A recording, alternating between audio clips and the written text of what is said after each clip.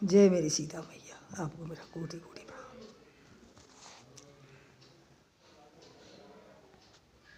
जब राम राजगद्दी पे बैठने जा रहे थे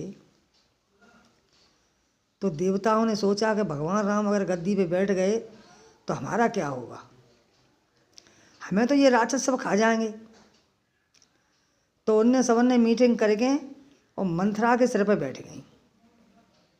तो मंथरा ने कैकेयी को पाठ पढ़ाया कि ये बेटी, तेरे पुत्र नंदसार बैठे हैं, उनको कोई पता ही नहीं है, पढ़ रहे हैं, और यहाँ ये दशरथ कितना प्यार करते हैं, देखो तुम्हारे पति हो, तुम्हारे राम को, तुम्हारी सौत के बेटे को गद्दी बैठा रहे हैं। तो कैकेयी माता ने सुमंत्रा को फटकारा था, हक, मेरा राम सबसे प्यारा है, वही बड़ा है, वही बैठेगा।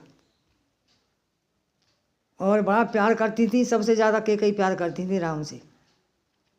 लेकिन देवताओं की वजह से उनकी बुद्धि पे सरस्वती बैठ गई थी मैया आके, तो उनके वजह से राम को वनवास मांगा था उनने।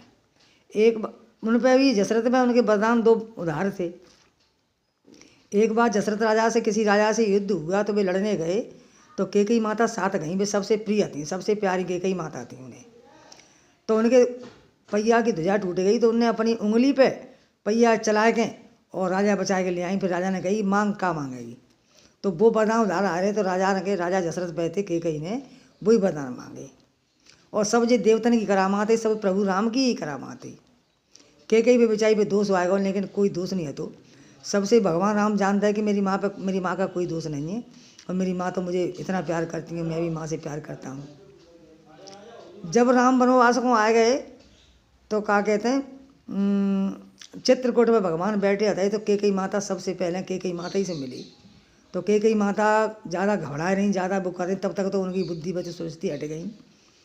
तो अपने राम ने कही कि मैया तू घबराए मन, त्यो कोई दूसरा जी, सब मेरी ही लीला आई, क्योंकि जिस संतोष है जा कि आत्मा सही है जाए, और जे मन में कोई पाप ना करे, क्योंकि दुबकी छुपकी ठाड़ी वो सबसे पहले उनसे ही मिली, अपनी माँ से बाद में मिले, पहले कैकेयी से मिले, उसके बाद सुमंत्रा के बाद कैकेयी से। तो राम प्रभु की ऐसी बड़ी लीला है कि राम प्रभु की लीला, अगर राम बैठ जाते तो राक्षस सब महात्मा ने, सब साधु संत ने खाए जाते, पीटते।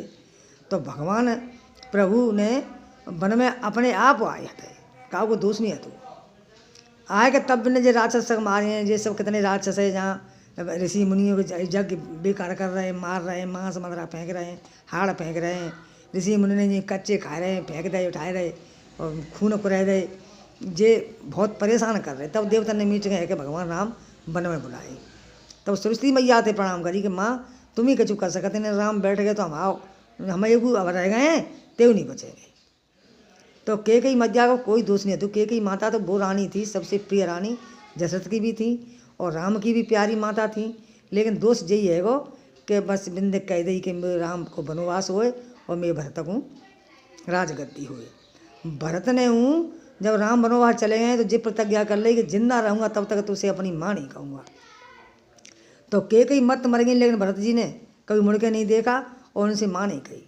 उन्हें शर्म लगती कि मेरी माँ और मैं राम का भाई, मेरी माँ ने मेरे भाई के साथ ऐसा किया है कि मेरा भाई क्या सोचता होगा, क्योंकि मुझे प्राणों से प्रिय मेरा भाई है। तो राम भरत बहुत प्यार करते थे, बहुत मुकद्दर थे, और न का दोषो न कछु, राम राजा अपने राज से ही गए। जय श्री राधे।